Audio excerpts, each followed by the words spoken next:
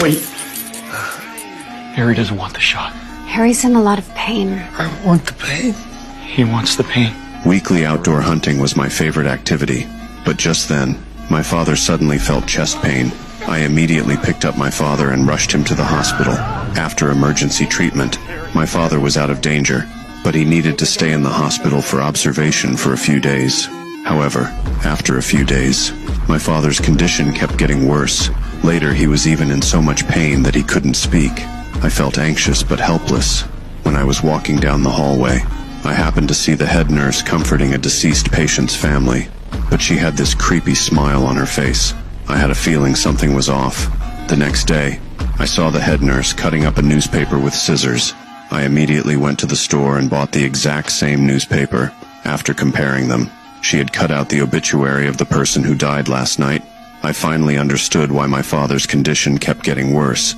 That nurse must have made my father her target. That afternoon, while Nurse Mary was giving other patients their medication, I snuck into her office. Sure enough, I found a photo album in her drawer. It was full of obituaries from past patients. Mary had been collecting them like trophies. She could look through them during her free time. Then I quietly put it back where I found it. I collected my father's medications. I took them to my medical school's lab for testing.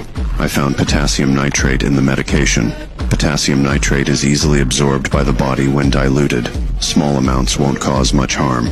But if someone gets multiple injections of potassium nitrate, it becomes deadly.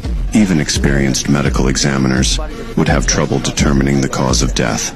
I desperately wanted to get revenge for my father, but I needed someone to back me up, and that person had to be my father. While Mary wasn't looking, I quickly whispered the situation to my father. Then I refused Mary's request to give him a shot. When I saw her show that vicious look, I felt relieved. My father, being a cop, definitely saw through her bad intentions too. Late that night, I got to Mary's house early. I covered her walls with plastic sheeting. My movements weren't very smooth. This was my first time doing something like this. Then I hid in the shadows of her living room, waiting for her to open the door. After I read out Mary's crimes, I became her judge.